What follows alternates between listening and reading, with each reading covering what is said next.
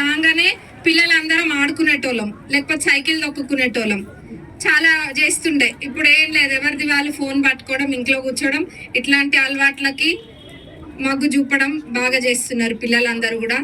కానీ మీరు మీ భవిష్యత్తునే కాదు, నేను ఇందాక చెప్పిన మళ్ళీ చెప్తున్నా, మీ తల్లిదండ్రులకి ఎంత బాధ కలిగిస్తున్నారో అది ఎవరికి కూడా తెలియదు. ఆ బాధ, తల్లిదండ్రులు పడే బాధ ఎవరికి చెప్పుకోలేని బాధ.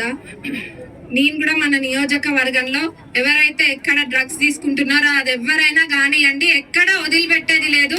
పెట్రోలింగ్ కూడా, పోలీస్ డిపార్ట్మెంట్ కూడా పెట్రోలింగ్ ఎప్పటికప్పుడు వాళ్ళు కూడా చేస్తున్నారు. కొన్ని చిన్న చిన్న దుకాణాలలో రాత్రి పూట ఏం జరుగుతుందో కూడా మాకు తెలుసు.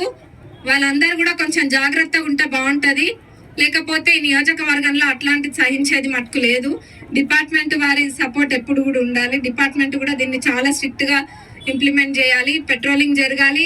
ఆ చిన్న చిన్న షాప్స్ ఏవైతే నైట్ టైం ఓపెన్ ఉంటున్నాయో, ఆ టీ స్టాల్స్ అయినా ఏవైనా అట్లాంటి ప్లేసెస్ లో కూడా ఇవి బాగా అమ్ముతున్నారని ఇన్ఫర్మేషన్ ఉంది మనకి. కాబట్టి ఎక్కువ పెట్రోలింగ్ చేసి వీటన్నిటిని కూడా అరికట్టడానికి మనం ఎప్పుడు కూడా పాలకుర్తి నియోజకవర్గము ముందుండాలి. రాష్ట్రంలోనే పాలకుర్తి నియోజకవర్గం ముందుండాలి. మరి